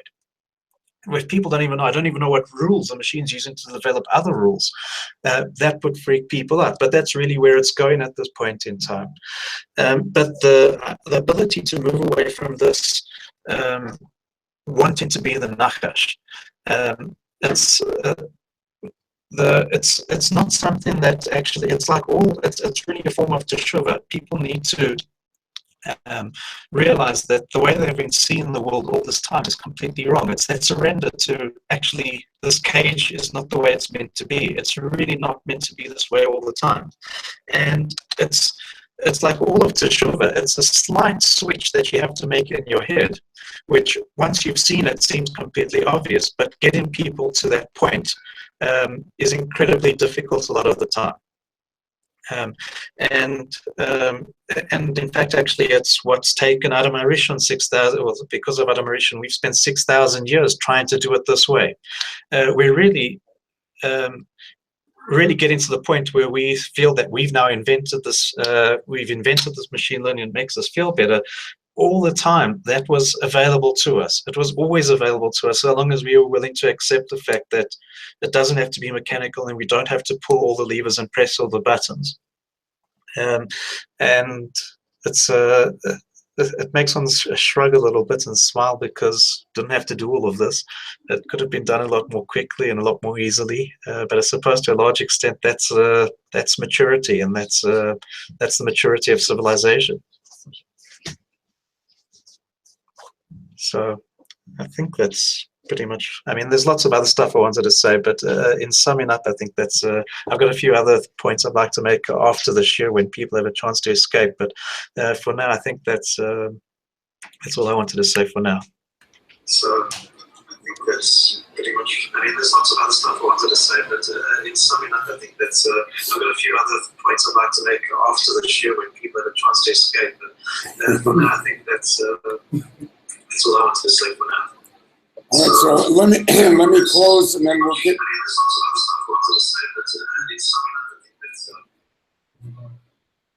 But Danielle, I'm gonna close so that people can escape, and then ask you to please tell us all the other amazing things anything that you can share with us is deeply, deeply appreciated. So basically what I think Rav Daniel has told us is that the original mistakes that were made in Gan Eden, which are obviously mistakes that are built into the nature of the human condition, which are part of what it means to be Beirei the Olam, because after all, those mistakes were made in the course of my separations. They're part of my separations. The results of the 6,000 years, which are almost over, in the Shita Al-Fishin Have Alma, being able to learn from those mistakes. And however we measure those 6,000 years from the beginning of a species that starts its growth towards this moment, it's almost over. As the Zohar says, if you split up each day in Gan Eden into 1,000 years, and you understand how close you're getting in terms of the hour of the day, which becomes the year of the millennia. And you understand when you're getting close to the Bria Sa'adam, which becomes the beginning of the Renaissance, and the Chet of Adam Rishon, the Tshuva of Adam Rishon, as you get closer and closer to the evening. And at that point, you're really almost back in Gan Eden. You see the emergence of a world that is being led by its own natural development, by the Keiches that were put there in Rashis itself. You understand that the Anochi Haster et Panai Bayom Ahu, which, as Rav Daniel pointed out, the answers were always there. And what's incredible is that that's what the Ramban says. The Anochi Haster is that it's not that you're going to have a hard time, you'll have a great time, but it's going to take you so long to be able to figure out what it is that you're experiencing. Because the Hester Pnei HaGeula, you don't even see it coming at you. You don't see what's coming at you. You just know that, wow, a lot of interesting things happening. But the perspective of an Adam who does not look at the world and see a kota, but he says, V'hineza omed achar kotenu. And I mean that in terms of the kotel too, by the way, it's not a slip of the tongue. That recognizes the omed achar kotenu and gets beyond all of the nonsense and religious absurdities and connectedness to past ideas and really experiences the Zeh in his life, the Hester starts to fall away. Instead, it becomes a Megillah, a Gilui of that Anochi Aster Aster. A Megillah that began, as Chazal tell us, in Purim, which was the Anochi Aster Aster, the beginning of that end, and such that Esther, who was called after that, began a process of Gilui in which randomness, Tov Vavo, all of the things that we used to fight became the solutions instead of the problems, and become more and more part of the experiences that we have about an approaching the Ulah, about a Yichud Hashem, about becoming full members, not merely of a small entity called planet Earth, but of a nice Bereshis that includes the development of all mind, all consciousness, all forms, min olam ad olam, b'chol olamot asher bara. I'll end the shir now on the Shelach and of course Beha'alotecha, the transition, and give the floor back to extra post-shir discussions with dear Daniel. So you are on. Take it away.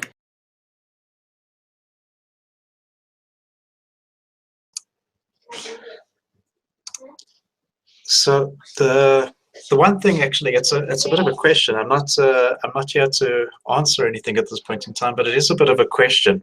If I was busy thinking, if you take it, guys, please, I need you to be quiet. You got to be quiet. So you stop it right now.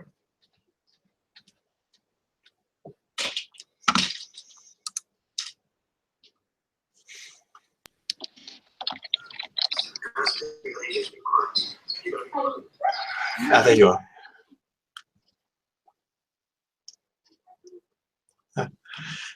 So the one thing that I noticed actually was when I was thinking about how we define the machine learning algorithms.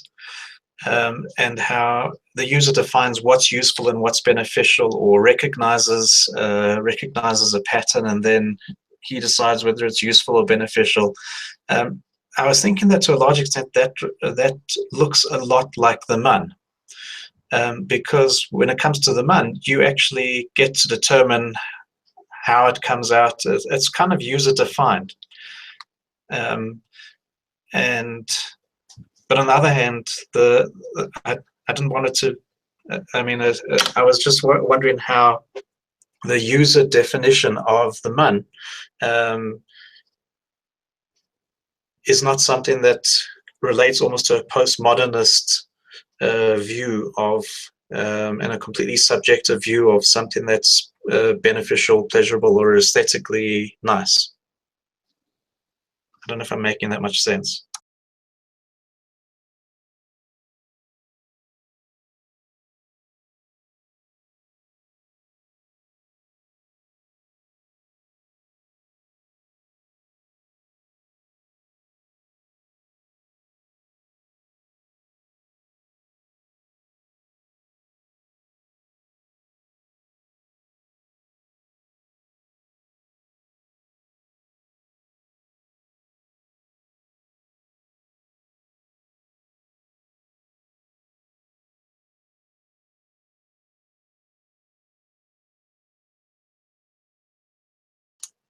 You're on mute. I can't hear you. Yes, No, that's all. please keep going. You're making perfectly good sense. Yes.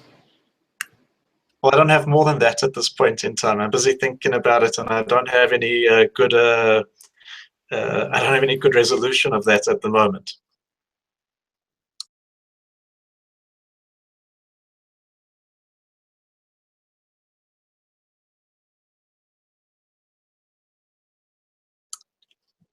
Lo, why don't you take over?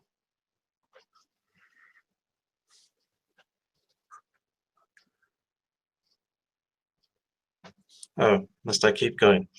Okay. I can't hear anyone. You're all on mute. But How's it, Rebel D?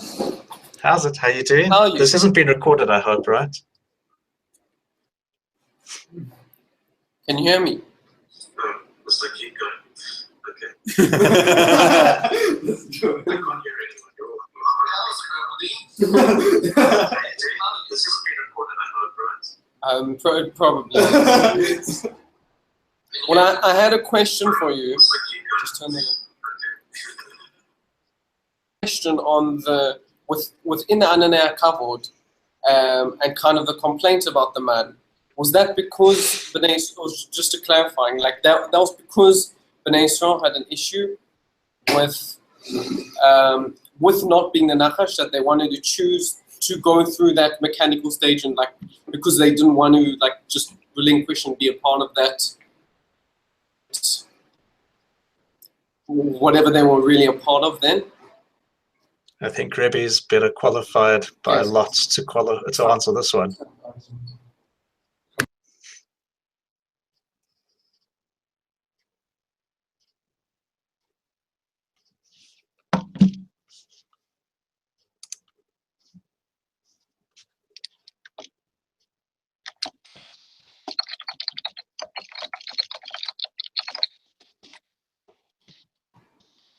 When I pass you a mic, I mean it seriously.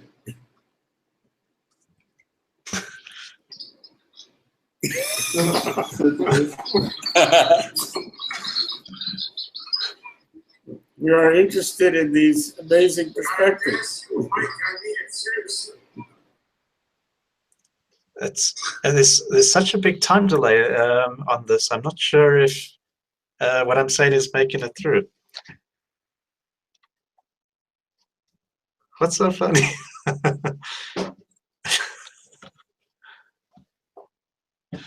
Okay.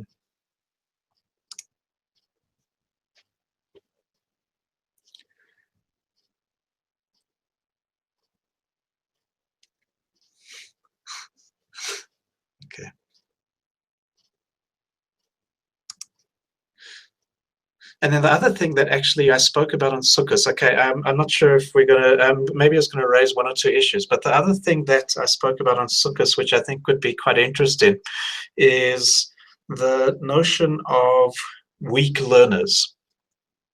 And from the point of view of Bnei Israel and the development of Maim Kiyam Mechasim,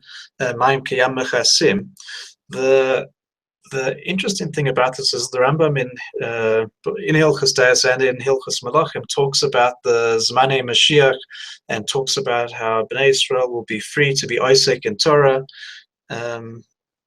Yeah, maybe that could be a plan. That's a fine also.